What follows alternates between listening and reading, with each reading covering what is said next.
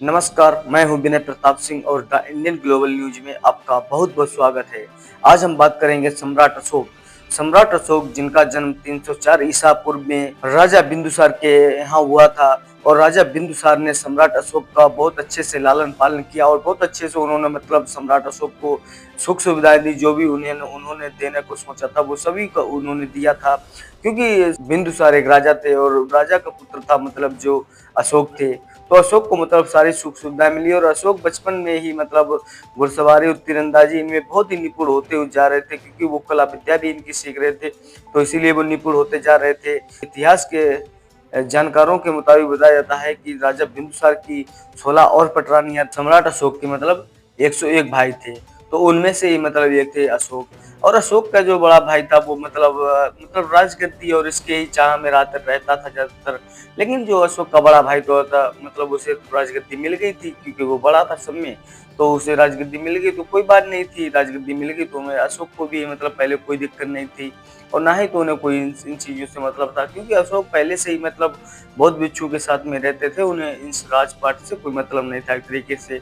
जब वो बौद्ध भिक्षु के साथ में रहते थे, कुटिया में रहते थे, तो वहीं से मतलब उनको एक खबर मिली थी कि उनकी माँ का कत्ल उनके सौतेले भाइयों ने मिलकर कर दिया। सम्राट अशोक ने जाना तो अशोक वहां से बहुत ही आग बबूला होकर आए और उन्होंने अपने आते हुए अपने 99 भाइयों का कत्ल कर दिया और उन्होंने फिर वहीं पर राज्य किया। और राज्य करने के बाद में फिर उन्होंने अनेकों राज्य जीते आपस में, जो भी उनके आसपास के राज्य थे उनको सबको जीता। और बताया जाता है कि उन्होंने इतना अपना विशाल साम्राज्य बना लिया था जो कि अखंड भारत का पूरा हिस्सा हुआ करता था। वो सब मतलब उस पे सम्राट अशोक का राज हुआ करता था। लेकिन एक बात ये थी कि मौर्य वंश पर एक कलंक था। वो कलंक ये था कि उन्होंने अभी तक कलिंग राज पर आक्रमण नहीं किया था और ना ही तो किसी भी मौर्य वंश के राजा ने कलिंग राज पर मतलब राज कर पाया था।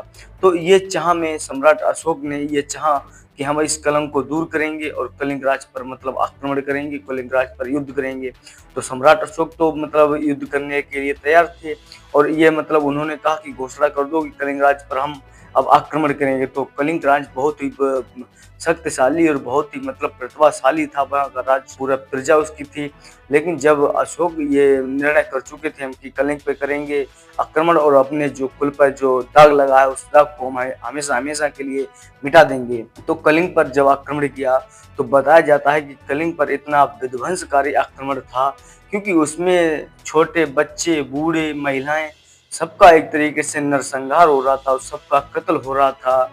चाहे बच्चा हो, चाहे बूढ़ा हो, कोई भी हो, सबके सर धड़ से अलग हो रहे थे। तलवारें हवा में लहरा रही थी। पता नहीं कोई अपने पक्ष को मार रहा है, विपक्ष को मार रहा था। वहां पर सिर्फ मतलब ये था कि तलवार से गले कटना मतलब था, चाहे वो अपने पक्ष का हो या दूसरे पक्ष का, क्योंकि वहां पर इतने मतलब समझ भी नहीं आ रहा था कौन है कौन नहीं है। और एक तरीके से वो बहुत ही इतिहास की सबसे नरसंहार मतलब युद्ध हुआ था, जिसमें कि बहुत ज्यादा नरसंहार हुआ था, बहुत ज्यादा लड़ाइयां लड़ी गई थी। बताया जाता है कि उस जगह पर इतना मतलब लहू बहा था, खून बहा था, नदी बह चली थी, इतना रक्त बहा था वीरों का। और जब सम्राट अशोक ने ये युद्ध लड़के मतलब कलिंग पर विजय प्राप्त की, कलिंग पर विजय प्राप्त की, तो अशोक मन ही मन में बहुत ही अपने प्रसन्न थे कि हाँ, हमने कलिंग पर आक्रमण करके विजय प्राप्त कर ली और हमने अपने मौर्य वंश का मतलब नाम ऊंचा कर दिया है, क्योंकि मौर्य वंश के अभी तक किसी राजा ने कलिंग पर विजय प्राप्त नहीं की थी। तो वो बहुत ही खुश थे। तो इसी कारण वो मतलब दूसरे दिन युद्ध का देखने के परिणाम की यहाँ देखें युद्ध जहाँ पर हुआ था उसका क्या परिणाम है, कैसे वहां पर क्या हो रहा है, कैसे कितनी लाशें थी और कौन अभी क्या वहां पर है, ये सब वो देखने के लिए गए।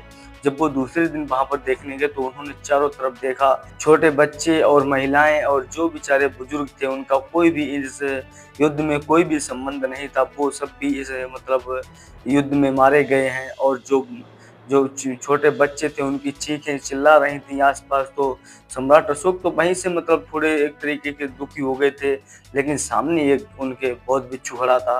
तो बौद्ध भिक्षु ने एक छोटे से बालक को उठाया जो अभी अर्धमूर्छित था, जो किसके भी प्राण नहीं निकले थे, लेकिन वो वहीं पर मतलब चीख चिल्ला रहा था। जो युद्ध भूमि थी उसमें चीख चिल्ला रहा था।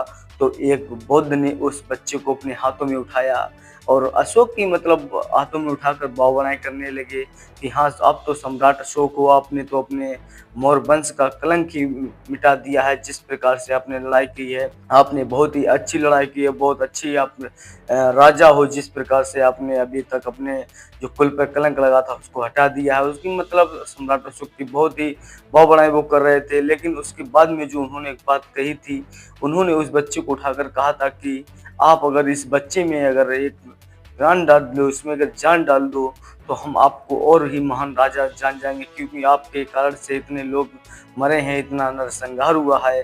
अगर आप इस छोटे बच्चे के शरीर में प्राण डाल लो तो हम जान जाएँगे कि हाँ, आप बहुत ही सम्राट और बहुत ही मतलब शक्तिशाली राजा हो।